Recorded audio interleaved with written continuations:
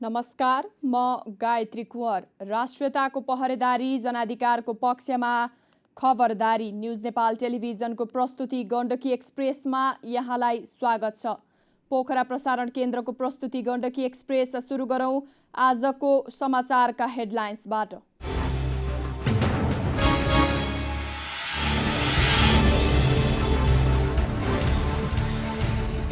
पोखरामा फागु पूर्णिमाका दिन होलीको उल्लास, खस्कदो पर्यटन फस्टाउने आशा।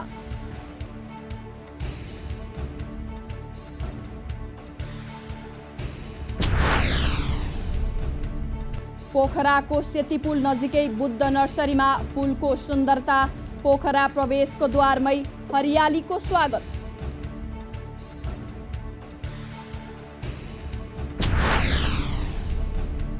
अन्नपूर्णा आरोहणका लागि कतारकी राजकुमारी म्याग्दीमा, विदेशी आरोहीलाई नेपाली हिमालमा आकर्षित गर्ने उद्देश्य।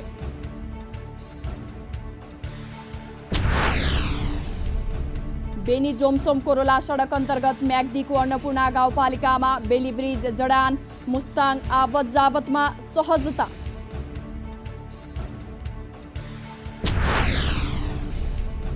र पर्वतको फलेवासमा रङ्गशालाबाट विद्युतको पोल सार्ने सहमति, रङ्गशाला जोगाएर कोरिडोरको टावर विस्तार गरिने।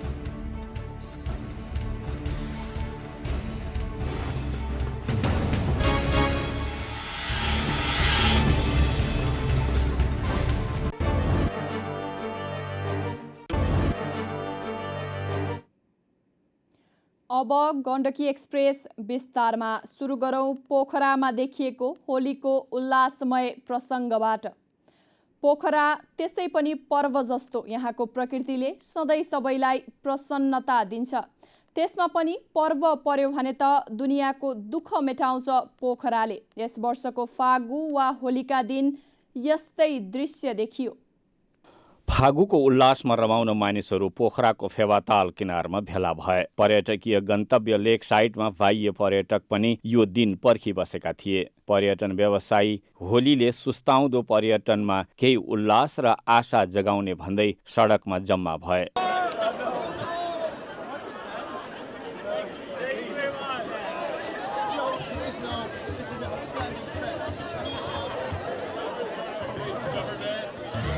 पञ्चै बाजा बजे। पर्यटन व्यवसायी, पर्यटक र रमाइलो हेर्न पोखरा आएका पाहुनाहरूले तालचोकबाट र्याली नै निकाले। सडकमा मानिस वैरिन थाले। आयो होली लेखेका सेता वस्त्र लगाएर रङ छर्दै गीत गाउँदै र्याली लेक साइडको सेन्टर पोइन्टमा आइपुग्यो। ह्याप्पी होली भन्दै रङ वर्षाउने, आपसमा अबिर घस्ने र पानी छ्याप्ने गरेर सहभागीले होली मनाए।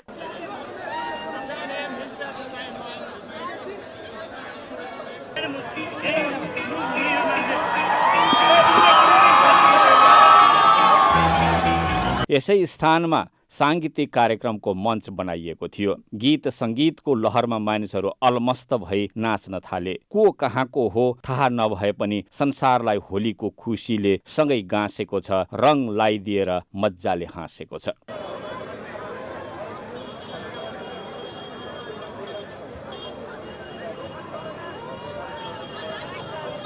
न्युज नेपाल टेलिभिजनले यसै स्थानबाट दिनभर प्रत्यक्ष प्रसारण गरेर पोखराको प्रसन्नता पर विश्वभर पुर्याएको थियो। संसारका अनेक कुनामा बस्नेले यो प्रत्यक्ष प्रसारण हेरेर पोखराको होलीमा हर्षित भए। दिनभर घाम लागिरहे, सहभागीहरू नथाकिकन नाचिरहे, व्यापारी पनि रमाइरहे। विगतका पीडा भुलाएर यस वर्षको फागुले पोखरामा फूल फुलायो, हर्ष ल्यायो। आगामी दिन पनि यस्तै उज्यालो हुने आशा जगायो।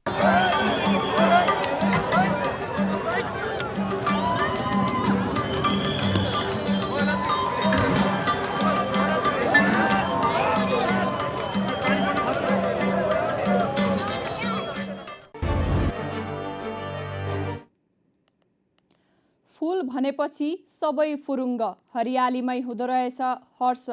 हर्ष बाँड्ने एउटा विधि पुष्प व्यवसाय। फोहोरमा पनि एउटा सुन्दर नर्सरी स्थापना गर्ने एक उदाहरणको पात्र हुनुहुन्छ दिलबहादुर पाखरिन। आफ्नै ठाउँमा पुष्प व्यवसाय गरी सफल व्यवसायीको छवि बनाउनु भएका पाखरिन कास्की जिल्लाका अन्य व्यवसायका लागि उदाहरणीय पात्र बन्न सफल हुनु भएको छ। फोहोरलाई मोहर बनाउने प्रयासमा प्रतीक हुनुहुन्छ उहाँले झुपडीदेखि लिएर ठूला ठूला घर तथा महल सजाउनको लागि पुष्प नर्सरी गर्दै आउनु भएको छ। पोखरा प्रवेशको द्वारमा पर्ने सेती पुल मुनिको अँध्यारो छायामा उज्याला र रङ्गीन फूलहरू फुलिरहेका छन्। स्वदेशमै स्वरोजगार बन्नका लागि यो बलियो आधार भएको बताउनुहुन्छ उहाँ। युवालाई स्वरोजगार बन्नेतर्फ प्रेरित गर्ने हो भने यो व्यवसायले पनि एउटा विकल्प बन्ने र यसले पनि देशको अर्थतन्त्रमा टेवा दिने तामाङले बताउनु भएको छ। गर्यो भने फोहोरमा पनि मोहर फल्ने उहाँको भनाइ छ। अहिले यो चाइना पुलमा धेरै फोहोरहरू फाल्थ्यो यो छिमेकीहरूले भनौँ न यहाँको बासिन्दाहरूले, अनि उहाँहरूलाई मैले सम्झाउँदा फोहोरमा मोहर फल्छ, यसो नगरिदिनुहोस् न हजुरहरूले भनेर उहाँहरूले हात जोड्दाखेरि बिस्तारै उहाँहरूले बुझ्दै जानुभयो। झोलामा फोहोर लिएर पुलमा फाल्थ्यो, कुकुर मर्दा पनि फाल्थ्यो, खसी बाख्रा मर्यो पनि फाल्न आउँथ्यो।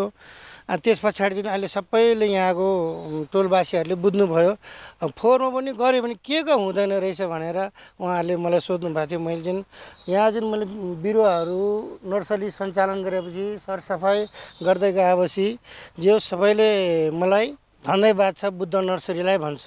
पोखरा महानगरपालिका 10 रङ्गशाला चाइनिज पुल नजिक पहिले यत्रतत्र फोहोरको डङ्गुरले सडकमा हिँड्न पनि साह्रै कठिनाइ हुने गर्थ्यो। 23 वर्ष पहिले फोहोरको डङ्गुर थुप्रिएको जग्गामा पछिल्लो 23 वर्षदेखि फूल खेल्ने गरेको छ। तामाङ पर्यटन व्यवसायमा हुँदा एक जापानीले नर्सरीको सल्लाह दिएपछि नर्सरी गर्न उत्प्रेरित भएको बताउनुहुन्छ। तामाङले करिब 6 रोपनी जग्गामा विगत 23 वर्षदेखि नर्सरी गर्दै आउनु भएको छ। उहाँले 11,500 रुपैयाँमा जग्गा लिजमा लिएर नर्सरी गर्दै आउनु भएको छ। म टुरिज्ममा होटलमा एउटा जापानी साथी थियो, उहाँले यो गर्दा गार्डनमा यसो गर्दाखेरि पैसा आउँछ भने एउटा आइडिया दिएर जानुभयो।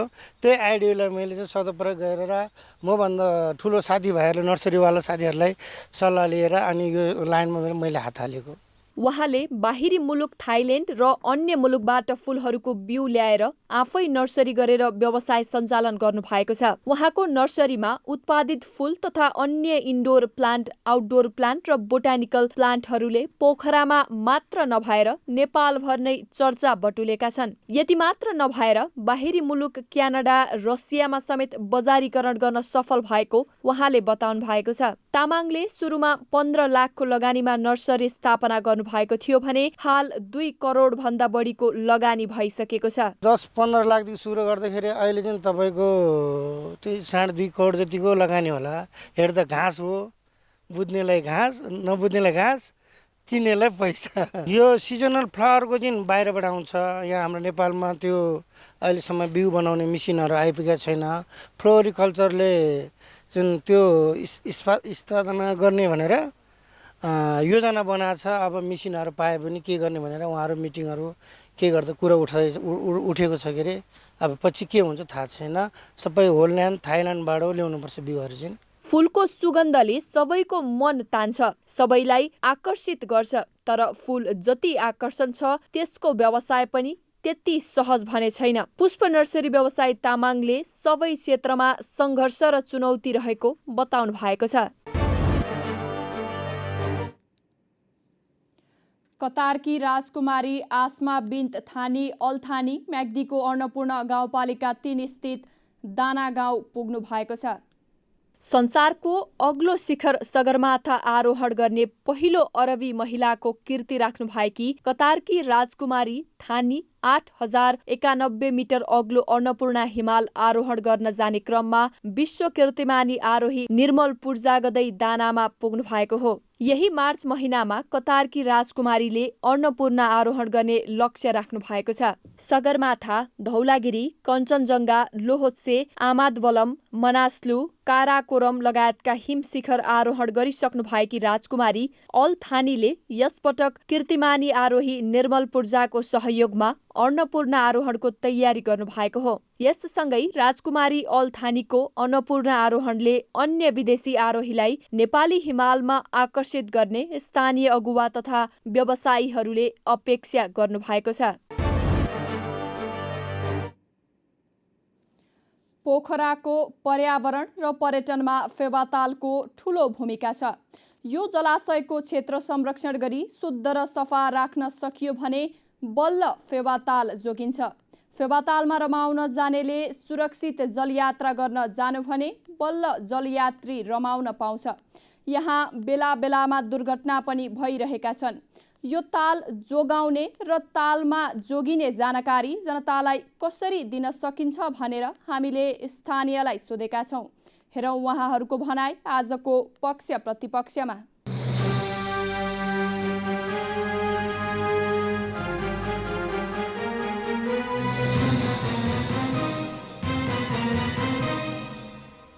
सरकारले चाहिँ तपाईँको नियमहरू स्ट्रिक गर्नुपर्छ। सर्वप्रथम त तपाईँको हावाहुरी चल्ने टाइममा रफ्तार धेरै हुन्छ नि त, त्यो बेलामा कन्ट्रोल गर्न नसकिने अवस्था हुन्छ। टाइमिङ हेरेर कुनै पनि हावाहुरी आउने टाइमिङमा चाहिँ तपाईँको पर्यटकहरूलाई बोटिङ लिएर जाने अथवा तपाईँको अरू क्रियाकलापहरूमा पनि संलग्न गरेर एकदम नोटिस गरेर तपाईँको कुन टाइममा तपाईँको हावाहुरी म्याक्सिमम आउँछ त्यो टाइम चाहिँ ब्लक गरेर राखिदिन सक्यो। अनि अर्को कुरा के हुन्छ भने तपाईँको पर्यटकहरूलाई पनि धेरै कुराहरू थाहा हुँदैन, उनीहरूलाई नोटिस अथवा यो तपाईँको उस गएको बेलामा रेस्ट गर्न लगाइदिन सक्यो। अथवा तपाईँको बोटहरू हावाहुरी आएपछि जबरजस्ती चढ्ने प्रयास नगर्नु भन्न सक्यो। स्पेसल्ली यो चाहिँ तपाईँको बर्खा टाइममा चाहिँ पोखराको क्लाइमेट भनौँ न, पोखराको वेदर तपाईँको 2-3 बजेपछि हावाहुरी लाग्ने, पानी पर्ने त्यो टाइपको वेदर छ पोखराको होइन। त्यो भएपछि रेनी सिजनमा अथवा यो बर्खा टाइममा चाहिँ अलिकति सचेत भएर त्यो टाइममा चाहिँ व्यवसायीहरूले नै बोट पठाउनलाई रोक्नु पर्यो। एउटा कुरा सरकारी तौरबाट पनि त्यो नियन्त्रण हुनु पर्यो। अनि अर्को कुरा चाहिँ तपाईँको इनकेस कहिलेकाहीँ कहीँ कतै तपाईँको एक्सिडेन्ट हुने केसहरू त्यस्तो अलिकति हावाहुरी अलिकति डेन्जर लाग्यो, बोटहरू लेकभित्र छ भने चाहिँ तपाईँको रेस्क्यु टोलीहरू छ हाम्रो साथीहरू होइन, उहाँहरूले चाहिँ अलिकति उहाँहरूलाई मध्यनजर गरेर कहाँ हुनुहुन्छ, कुन ठाउँमा हुनुहुन्छ, कुन लोकेसनमा हुनुहुन्छ, उहाँहरूलाई रेस्क्युको आवश्यकता छ कि छैन भन्ने कुरा चाहिँ उहाँहरूले नै अलर्ट भएर हेरिदिनु पर्यो। पोखराको वेदर एकदम सेन्सिटिभ छ। तपाईँको अहिलेको अब यो सिजनमा हेर्ने हो भने तपाईँको 2 बजेपछि चाहिँ पानीहरू आउने, हावाहुरी लाग्ने जस्तो एकदम सेन्सिटिभ वेदर अब 2-4 महिना चाहिँ त्यसरी नै जान्छ। यो बेलामा चाहिँ स्थानीय सङ्घ संस्थाहरू जसले चाहिँ यो बोट सञ्चालन गर्नुभएको छ, अन्य अरू रिक्रिएसनल एक्टिभिटिजहरू यो लेकमा सञ्चालन गर्नुभएको छ, उहाँहरूले चाहिँ उहाँहरूलाई इन्फर्मेसन डेलिभर गर्न सक्नुपर्छ। यो चाहिँ एउटा प्राकृतिक प्रकोप, प्रकृतिक कारणले हुने कुराहरू हो होइन। मानवीय कारणले हुने कुराहरूमा चाहिँ हामी सजग हुनुपर्छ। अब जो चाहिँ अब ढुङ्गामा चढ्नको लागि जो आउनुहुन्छ यात्रुहरू, उहाँहरू पनि एउटा सजग रूपमा चाहिँ तयार हुनुपर्छ भने ढुङ्गा व्यवसायी अथवा चालकहरू पनि कमसेकम के हुन्छ भने उहाँहरूलाई पनि मौसमको बारेमा जानकारी हुनुपर्छ। सिजन कुन खालको सिजन हो त्यो थाहा पाउनुपर्ने हुन्छ। जस्तै अब फागुन, चैत, वैशाख, जेठ भएको चाहिँ अब हावाहुरी चल्ने समय कुनै पनि बेला चाहिँ त्यो आउन सक्ने कुरा हो। त्यसको लागि हामी पूर्व तयारीका साथ चाहिँ अब चलाउने पनि त्यसरी पूर्व तयारीमा हुनुपर्छ भनेदेखि अनि यात्रु पनि सजग रहनु पर्ने हुन्छ।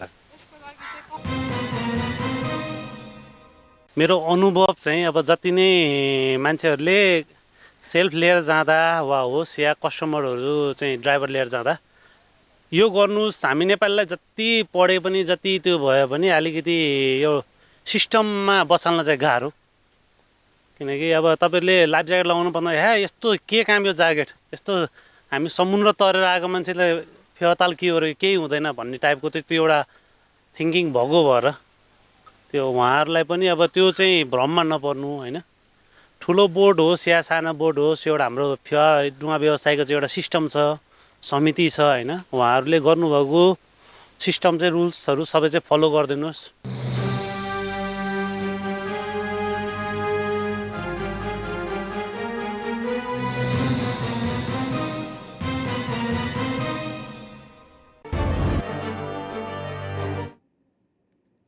गोर्खाको प्रसिद्ध धार्मिक स्थल मनोकामना मन्दिरमा परेवा उडाउन निषेध गरिएको छ।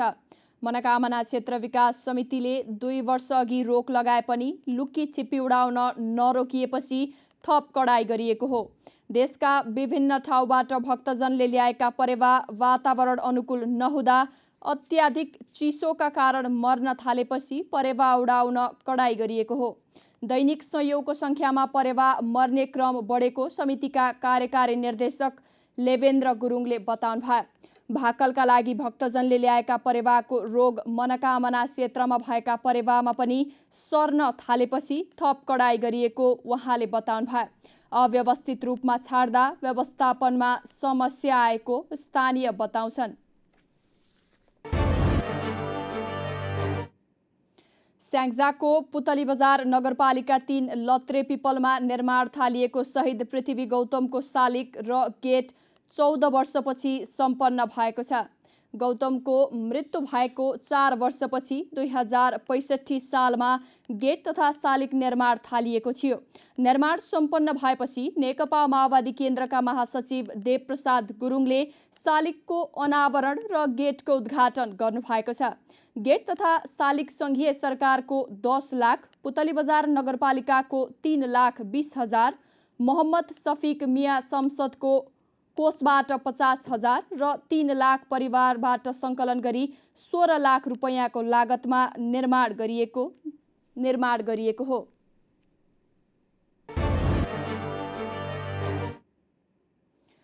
तीन दशकदेखि नेपाली हाते कागज उत्पादनमा लाग्नुभएका पासाङ निमा शेर्पा हाते कागजको माग उच्च रहे पनि कच्चा पदार्थको अभावमा भने जति उत्पादन गर्न नसकिएको गुनासो गर्नुहुन्छ। गोर्खा भोजपुर सिलिङचो स्थायी घर भएका पासाङ निमा शेर्पा नेपाली हाते कागज उत्पादनमा लागेको 30 वर्ष पुग्यो। यो बीचमा उहाँ हाते कागज उत्पादनकै लागि विभिन्न जिल्ला समेत पुग्नुभयो। कच्चा पदार्थ र बजारको पूर्वानुमान लगाउँदै कागज उत्पादनलाई निरन्तरता दिइरहेको शेर्पालाई यो पेसा छोड्ने मन भएन। यो बीचमा उहाँ हाते कागज उत्पादनकै लागि विभिन्न जिल्ला समेत पुग्नुभयो। कच्चा पदार्थ र बजारको पूर्वानुमान लगाउँदै कागज उत्पादनलाई निरन्तरता दिइरहेको शेर्पालाई यो पेसा छोड्ने मन छैन। श्रीमतीको माइती दाजुभाइ हाते कागज उत्पादनमा संलग्न थिए। उनीहरूबाटै 30 वर्ष अघि कागज बनाउन सिकेका शेर्पाले अहिलेसम्म निरन्तरता दिइरहनु भएको छ। कागज उत्पादनकै लागि शेर्पा 20 वर्ष अघि श्रीमती फुरी सहित गोर्खा आउनु भएको थियो। आरुघाट बालुवा छेवेटार हुँदै 5 वर्ष अघि शेर्पा दम्पतिको हाते कागज उद्योग गोर्खा नगरपालिका 6 नयाँ बस्तीमा सञ्चालित छ। गोर्खा नगरपालिका 6 नयाँ बस्तीको 8 रोपनी जग्गा भाडामा लिएर गोर्खा मनोकामना नेपाली हाते कागज उद्योग सञ्चालन गर्नु भएको छ। लोकता अभावमा उत्पादन बढाउन नसकिएको उहाँले बताउनु भयो। वनमा लोकता नभएको पनि होइन, तर काटेर ल्याउने मान्छे पाइँदैन। उहाँले भन्नुभयो, पर्याप्त लोकता पाए 1 वर्षमा 12 देखि 15 टनसम्मको कागज उत्पादन गर्न सकिने शेर्पा बताउनुहुन्छ। लोकताका अलावा कास्टिङ सोडा, स्याम्सी लगायतका कच्चा पदार्थ काठमाडौँ लगायतको सहरबाट खरिद गर्ने गरेको उहाँले बताउनु भयो। 2 दशकको अवधिमा शेर्पाले गोर्खामा झण्डै आधा दर्जन उद्योगको अवस्था निहाल्नु भएको छ। शेर्पाले उत्पादित हाते कागज काठमाडौँ लगेर बिक्री गर्नुहुन्छ। उहाँले उद्योगमा आवश्यकता अनुसार 5 देखि 10 जनालाई रोजगारी दिने गर्नु भएको छ। तनहुको दमौली स्थित मादी सेतीको संगम स्थल नजिकै रहेको धार्मिक स्थल महर्षि पराशर तपोभूमि क्षेत्रको संरक्षणमा कठिनाई भएको छ। धार्मिक क्षेत्रको संरक्षण गर्न कुनै पनि निकायले चासो नदिँदा पराशरको धार्मिक इतिहास भविष्यमा मेटिन सक्ने पराशर संरक्षण समितिका अध्यक्ष तारा प्रसाद श्रेष्ठले दुःख व्यक्त गर्नुभएको छ। उहाँका अनुसार बनाइएका योजना पूरा गर्न कुनै पनि निकायले चासो नदिँदा समस्या परेको हो। पराशर क्षेत्र मादी नदीको किनारमा रहेकाले बाढी पहिरोको जोखिममा रहेको र विभिन्न निकाय समक्ष सहयोगको अपिल गरिए पनि सहयोग नपाउँदा सकस भएको छ। अध्यक्ष श्रेष्ठले भन्नुभयो, पराशर क्षेत्रमा महर्षि वेदव्यास वेद विद्याश्रम सञ्चालन गरिएको छ। पराशर क्षेत्रको संरक्षण तथा पर्यटक आकर्षण गर्न परासर क्षेत्रमा पार्क निर्माण थाले पनि अहिले अलपत्र छ। नगरपालिकाले सदरमुकाम दमौलीमा धार्मिक पर्यटक बढाउन परासर पार्क निर्माण थालेको थियो, तर अहिले काम अघि बढ्न सकेको छैन। 4 वेद र 18 पुराणका रचयिता व्यासको नाममा बनाइएको पार्क नजिकै गुफामा जन्म भएको जनविश्वास छ। परासर क्षेत्र परिसरमा नै सञ्चालनमा रहेको गुरुकुल समेत पूर्ण रूपमा सञ्चालन हुन सकेको छैन।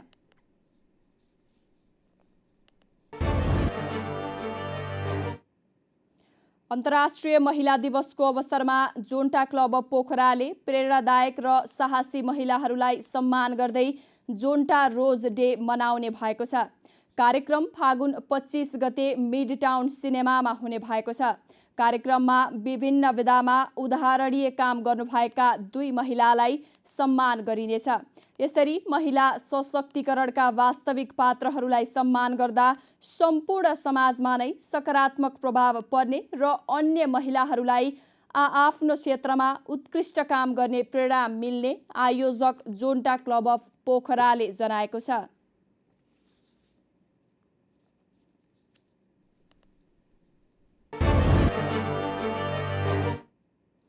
बेनी जोमसोम कोरोला सडक अन्तर्गत म्याग्दीको अन्नपूर्णा गाउँपालिका 3 स्थित रूप्से खोलामा बेली ब्रिज जडान गरिने भएको छ। बेनी जोमसोम कोरोला सडक आयोजना मार्फत रूप्से खोलामा 48 मिटर लामो बेली ब्रिज जडान सुरु भएको हो। आयोजनाका इन्जिनियर विष्णु चापागाईले रूप्से खोलामा पक्की पुल निर्माण नहुँदासम्मका लागि सवारी साधन आवत जावत सहज बनाउन बेली ब्रिज राख्न लागिएको बताउनुभयो। बेली ब्रिज जडान गर्न मुक्तिनाथ निर्माण सेवाले 3 करोड 56 लाखमा ठेक्का सम्झौता गरेको छ। 40 मिटर लम्बाइ भएको रूप्से खोलाको पुलको 2 तर्फ पिलर उठाएर 66% ढलान गर्ने अवस्थामा रहेको 85% प्रगति भएको खहरे खोलाको पुलको जग नै खलबलाउने गरी बाढीले बगाएपछि स्पाम बढाउन लागिएको छ।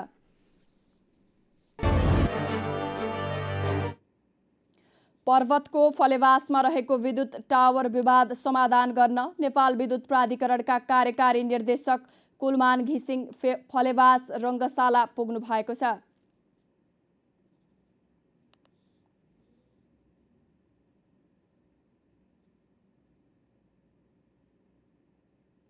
रङ्गशालाको विकल्पको रूपमा विकास गरिने पर्वतको फलेवास रङ्गशालाको बीच भागमा कालीगण्डकी प्रसारण करिडोरको हाइटेन्सन टावर परेको छ। फलेवासीले टावर हटाउन माग गर्दै दबाब दिँदै आएका छन्। समस्या समाधानको लागि फलेवास नगरपालिकाका प्रमुख गंगाधर तिवारी, प्रमुख प्रशासकीय अधिकृत नेत्रप्रसाद पौडेल लगायतको टोलीले नेपाल विद्युत प्राधिकरणमा पुगेर कार्यकारी निर्देशक कुलमान घिसिङसँग भेटेर छलफल गरे पनि समस्या भने टर्न सकेन। समस्या समाधान गर्न नागरिक र जनप्रतिनिधिहरूबाट समेत निरन्तर दबाव आएपछि प्राधिकरणका कार्यकारी निर्देशक घिसिङ रङ्गशाला पुगेर वस्तुस्थितिको अवलोकन गर्नुभएको छ। नगरकै गौरवको रूपमा निर्माणाधीन रङ्गशाला जोगाएर प्रसारण लाइन लैजान यसअघि नै भएको सहमति अनुसार काम गर्न आयोजनाको भारतीय ठेकेदार पक्षले आनाकानी गरेपछि घिसिङ रङ्गशालामै पुगेर ठेकेदार कम्पनी, आयोजना प्रमुख तथा सरकारवालासँग छलफल गर्नुभएको हो। यसअघि नगर प्रमुख गंगाधर तिवारी लगायतको टोली प्राधिकरणको केन्द्रीय कार्यालयमै पुगेर गरेको आग्रह बमोजिम रङ्गशाला र स्थानीय विद्यालय, बस्ती लगायत पूर्वाधार जोगाएर लाइन विस्तार गर्ने सहमति भएको थियो। रङ्गशाला पुग्नुभएका घिसिङ र स्थानीयको रोहवरमा रङ्गशालाको डिल भन्दा तल कालीगण्डकी किनारतर्फ मुख्य टावरका 2 वटा पोल गाड्ने गरी सहमति भएको छ। घिसिङको निर्देशनसँगै फलेवास रङ्गशाला जोगाएर करिडोरको टावर विस्तारको काम सुरु हुने भएको छ। हामी गण्डकी एक्सप्रेसको अन्त्यमा आइपुगेका छौँ। जाँदा जाँदै हेडलाइन्स न्युज पुनः एकपटक।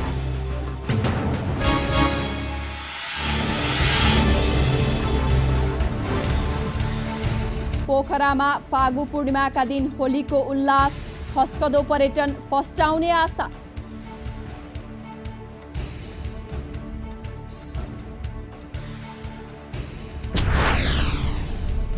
पोखराको सेतीपुल नजिकै बुद्ध नर्सरीमा फुलको सुन्दरता, पोखरा प्रवेशको द्वारमै हरियालीको स्वागत।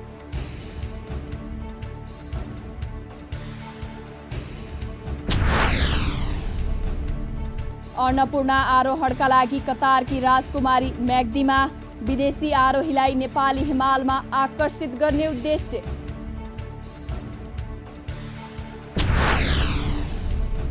बेनी जोमसोम कोरोला सडक अन्तर्गत म्याग्दीको अन्नपूर्ण गाउँपालिकामा बेलीब्रिज जडान, मुस्ताङ आवत जावतमा सहजता।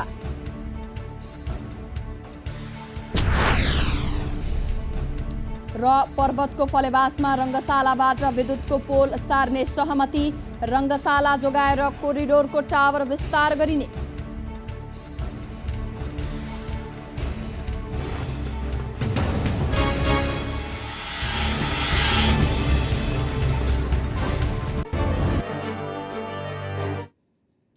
दर्शकवृन्द, न्युज नेपाल टेलिभिजनमा गण्डकी प्रदेशको प्रस्तुति गण्डकी एक्सप्रेस आजलाई यति नै। हाम्रा प्रसारणहरू युट्युब, ट्विटर, फेसबुक र इन्स्टाग्राममा समेत हेर्न सक्नुहुनेछ। राष्ट्रियताको पहरेदारी, जनाधिकारको पक्षमा खबरदारी। हेर्दै रहनुहोला न्युज नेपाल टेलिभिजन। नमस्कार।